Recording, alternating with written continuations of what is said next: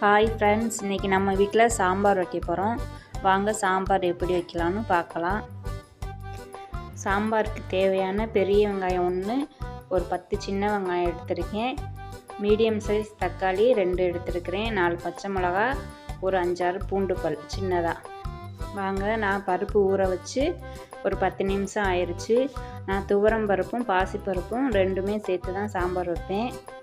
இன்றைக்கி நாம் மாங்காய், கத்திரிக்காய், அவரைக்காய், பீன்ஸு, முருங்கைக்காய் எல்லாம் போட்டு இன்றைக்கி சாம்பார் நம்ம வீட்டில். வாங்க, நறுக்கி வச்ச வெங்காயம், தக்காளி, பச்சை மிளகா, பூண்டு, கொஞ்சோண்டு மஞ்சத்தூள் போட்டுக்கலாம்.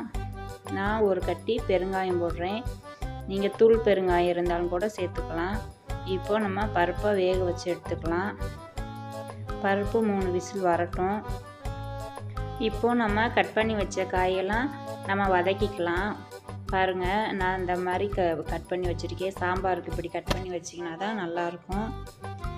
நான் மாங்காய் 2 மாங்காய் எடுத்திருக்கேன். அதனால தான் தக்காளி மீடியம் சைஸில் சின்ன தக்காளியாக எடுத்து போட்டிருக்குது பாருங்கள்.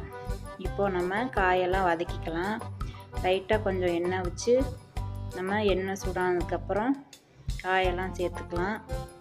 பாருங்கள், எண்ணெய் சூடாயிருச்சு. இப்போ காய் சேர்த்து நம்ம வதக்கிக்கலாம். லைட்டாக வதக்கினா போதும், ரொம்ப வதக்கலாம் தேவையில்லை. பாருங்கள், இந்த மாதிரி நல்லா வதக்கி எடுத்துட்டு இப்போ நாம் இந்த காய்க்கு தேவையான உப்பு சேர்த்துக்கலாம். பாருங்கள், நான் எல்லா காயும் சேர்த்துட்டேன். இப்போது நான் சாம்பாருக்கு இப்போ காய் வதக்கையிலே தான் உப்பு சேர்ப்பேன். அப்போ தான் நல்லா உப்பு சார்ந்திருக்கும் காயில். பாருங்கள், நான் காய்க்கு தேவையான உப்பு சேர்த்துக்கிட்டேன். இப்போது காய் நம்ம லைட்டாக வதக்கி விட்டால் போதும், நம்ம ரொம்ப வதக்க தேவையில்லை. இப்போ நான் வீட்டில் அரைச்ச மிளகாத்தூள் தான் சேர்த்துருக்கிறேன். பாருங்கள், நான் இந்த சாம்பாருக்கு ஏற்றது போல் நான் தூள் சேர்த்துக்கிட்டேன். உங்களுக்கு எவ்வளோ தேவையோ உங்கள் காரத்துக்கு தேவையான அளவு நீங்கள் தூள் சேர்த்துக்கலாம். பாருங்கள், இது நான் சிம்மிலே வச்சு கொஞ்சம் நேரம் கொதிக்க விடுறேன். பாருங்கள், இப்போ இது நல்லா கொதித்து வரட்டும். நான் தண்ணி அளவாக தான் வச்சுருக்கேன். இப்போ நமக்கு குக்கர் 3 விசில் வந்துருச்சு.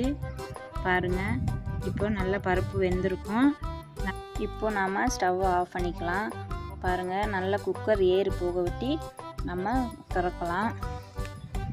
பாருங்கள், நான் குக்கர் ஆஃப் பண்ணிட்டேன். இப்போது ஒரு 10 நிமிஷம் நல்லா குக்கர் ஏறி போயிடுச்சு. பாருங்கள், பருப்பு இந்த மாதிரி தாங்க வெந்திருக்கணும். ரொம்ப குலைவாகவும் வேகக்கூடாது. சாம்பார் அது ஒரு மாதிரி நல்லா இருக்காது. வாங்க, இப்போ வெந்த பருப்பை நம்ம அந்த காயில் சேர்த்துக்கலாம். பாருங்கள், நான் ஒரு கிண்டி விட்டுட்டேன், அந்த வெங்காயம் தக்காளியெல்லாம் மசிகிற மாதிரி. இப்போது நம்ம சேர்த்துக்கலாம் அந்த சாம்பாரில். பாருங்கள், பார்க்கவே சாம்பார் நல்லாயிருக்கும். பாருங்கள், நல்லா சாம்பார் கொதி வந்துருச்சு. நம்ம இப்போ நறுக்கி வச்ச மாங்காயை சேர்த்துக்கலாம். மாங்காய் நம்ம சாம்பார் இறக்க போகையில் தான் சேர்க்கணும், இல்லைன்னா மாங்காய் கரைஞ்சி போயிடுங்க. வாங்க, நம்ம இப்போ மாங்காயை சேர்த்துக்கலாம். பாருங்கள், இந்த கத்திரிக்காய், இந்த மாங்காய், முருங்கைக்காய் அவ்வளோ ஒரு வாசமாக இருக்குங்க. இப்போ நம்ம சாம்பாருக்கு தாளிப்பு கொடுத்துக்கலாம். பாருங்கள், நல்ல சாம்பார் பாருங்கள், பார்க்கவே சூப்பராக இருக்குது.